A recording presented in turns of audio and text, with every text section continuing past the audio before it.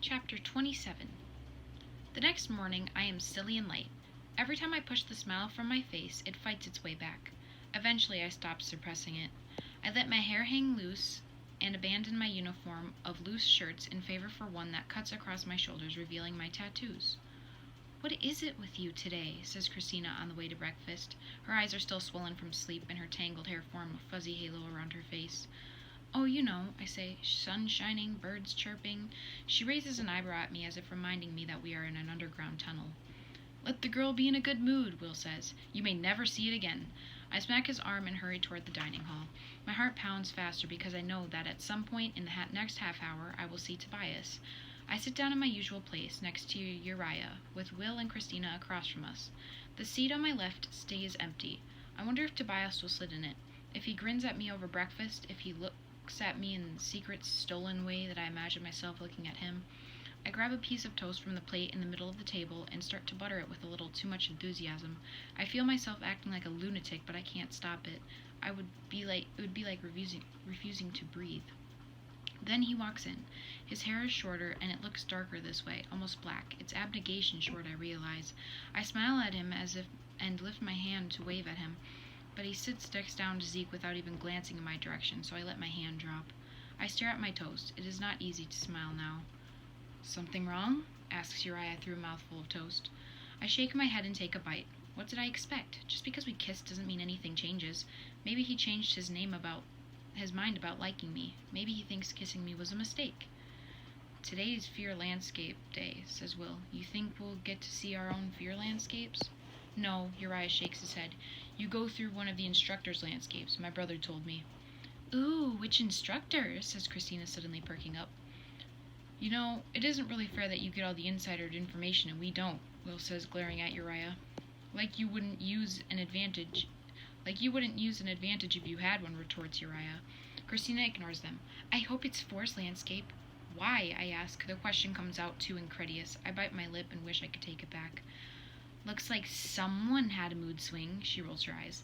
"Like you don't want to know what his fears are. He acts so tough that he's probably afraid of marshmallows and really bright sunrises or something. Overcompensating." I shake my head. It won't be him. "How do you know?" "It's just a prediction."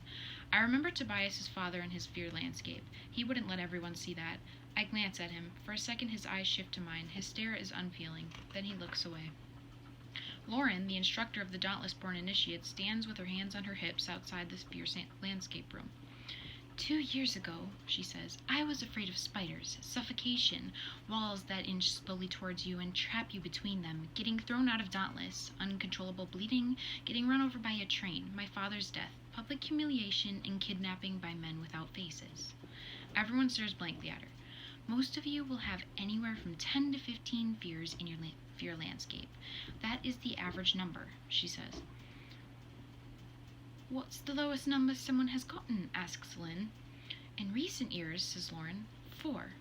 I have not looked at Tobias since we were in the cafeteria, but I can't help but look at him now.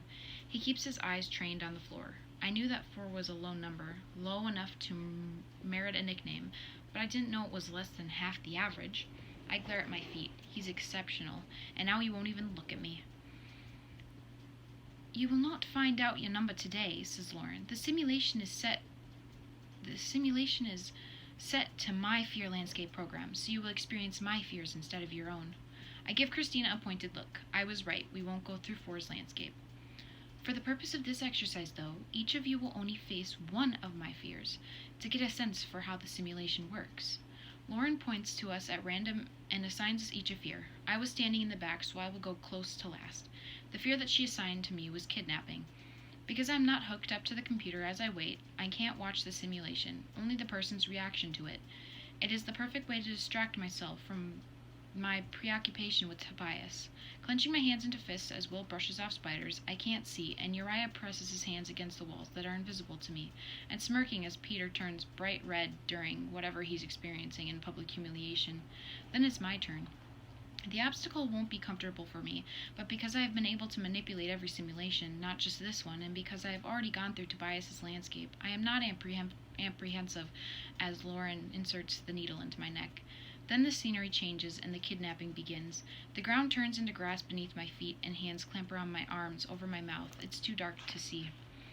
I stand next to the chasm. I hear the roar of the water. I scream into the hand that covers my mouth and thrash to free myself, but the arms are too strong. My kidnappers are too strong. The image of myself falling into darkness flashes into my mind, the same image that I now carry with me in my nightmares. I scream again. I scream until my throat hurts and I squeeze hot tears from my eyes. I knew they would come back for me. I knew they would try again. The first time was not enough. I scream again, not for help, because no one will help me, but because that's what you do when you're about to die and you can't stop it. "Stop," a stern voice says. The hands disappear and the lights come on. I stand on cement in the Fear Landscape room. My body shakes and I drop to my knees, pressing my hands to my face.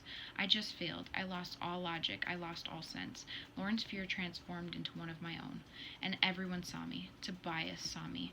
I hear footsteps. Tobias marches towards me and wrenches me to my feet. "What the hell was that, stiff?"